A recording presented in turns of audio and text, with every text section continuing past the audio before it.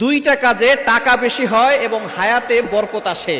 এই দুইটি কাজ যদি আপনি করতে পারেন, আল্লাহ পাক রব্বুল আলামিন আপনাকে সম্পদশালী বানিয়ে দিবেন, হালাল ভাবে আপনি ধনী হতে পারবেন এবং আল্লাহ তাআলা আপনার হায়াতের ভিতরে বরকত দিবেন যদি আপনি দুইটি কাজ করতে পারেন। নবী সাল্লাল্লাহু আলাইহি ওয়াসাল্লাম জানিয়ে দিয়েছেন, বুখারী শরীফের হাদিস নাম্বার 1, এক নাম্বার হচ্ছে আত্মীয়তার সম্পর্ক বজায় রাখা। আপনি আপনার সকল আত্মীয়তার সাথে ভালো সম্পর্ক রাখবেন। নবীজি সাল্লাল্লাহু আলাইহি ওয়াসাল্লাম জানিয়ে দিয়েছেন, সিলমান কতাক ওয়াফু আম্মান জলামাক। যদি কোনো আত্মীয় তোমার সাথে সম্পর্ক ছিন্ন করতে চায়, তুমি সম্পর্ক জড়িয়ে দাও।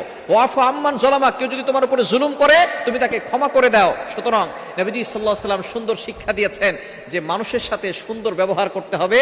অবশ্যই আপনি আত্মীয়তার সম্পর্ক বজায় রাখবেন। মনে রাখবেন, আপনার মামার সাথে এই সম্পর্ক আল্লাহ তৈরি করে দিয়েছেন, আপনার সাথে আপনার খালুর সম্পর্ক আল্লাহ তৈরি করে দিয়েছেন, আপনার সাথে আপনার মামার সম্পর্ক, খালুর সম্পর্ক, দাদার সম্পর্ক, দাদির সম্পর্ক, নানার সম্পর্ক, নানির সম্পর্ক সব আল্লাহ তৈরি করে দিয়েছেন। সুতরাং আপনি ছিন্ন করতে যাবেন না।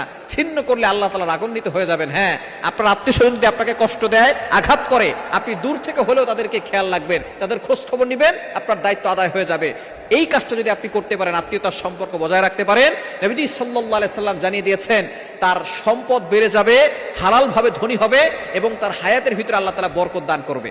সুতরাং বুদ্ধিমান ওই ব্যক্তি আত্মীয় স্বজন তার সাথে খারাপ ব্যবহার করলেও সে আত্মীয়তার সাথে সম্পর্ক বজায় রাখে, কেননা এই একটা আমল করার দ্বারা আল্লাহ তাআলা তার হায়াত বাড়িয়ে দিবেন, তার সম্পদে বরকত দান করবেন।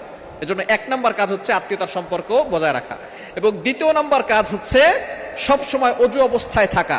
নবীজি সাল্লাল্লাহু আলাইহি সাল্লাম জানিয়ে দিয়েছেন, যে ব্যক্তি ওযু অবস্থায় থাকে, আল্লাহ পাক রব্বুল আলামিন তার সাথে একজন ফেরেশতা নিযুক্ত করে দেন। সে তার জন্য রহমতের দোয়া করতে থাকে এবং আল্লাহ পাক রব্বুল আলামিন তাকে সম্পদের ব্যবস্থা করে দেন। এবং ওযু অবস্থায় মারা গেলে আল্লাহ পাক রব্বুল আলামিন আপনাকে শহীদের মর্যাদা দান করবেন।